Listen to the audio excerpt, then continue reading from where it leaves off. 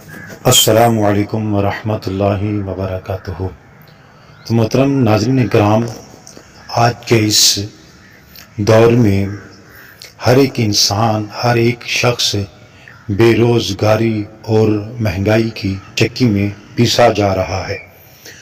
مہنگائی جو ہے وہ اپنے عروج کی جانب رواں و دواں ہے، تو انسان جو ہے وہ اب غربت کی جانب بھی کھینچا چلا جا رہا ہے۔ غربت اتنی ہے، یہ سبب بے روزگاری کی وجہ سے ہے۔ جب انسان بے روزگاری کی جانب بڑھتا ہے تو صعب بات ہے، گھر کو چلانے کے لیے گھر کا سامان خریدنا پڑتا ہے، اور گھر میں طرح طرح کی ضروریات زندگی کو پورا کرنے کے لیے انسان ہر طرح کی کوشش کرتا ہے۔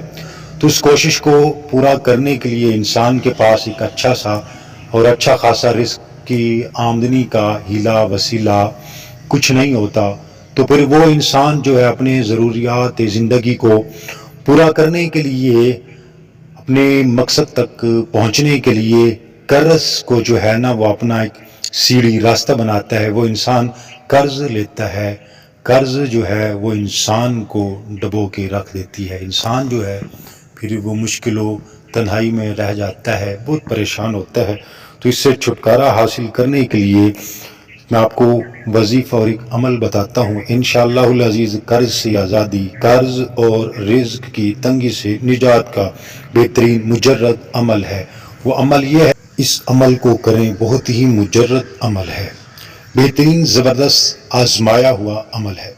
عمل یہ ہے، سورۃ المؤمنون کی آخری 4 آیات دن میں چند بار پڑھیں اور اس کی برکت دیکھیں۔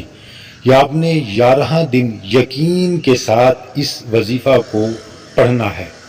11 دن کامل یقین کے ساتھ وسوسوں سے اپنے آپ کو دور رکھ کر وہ آیت بھی سماعت کر لیں۔ وہ کون سی آیات مبارکہ آپ نے پڑھنی ہے؟ بسم اللہ الرحمن الرحیم۔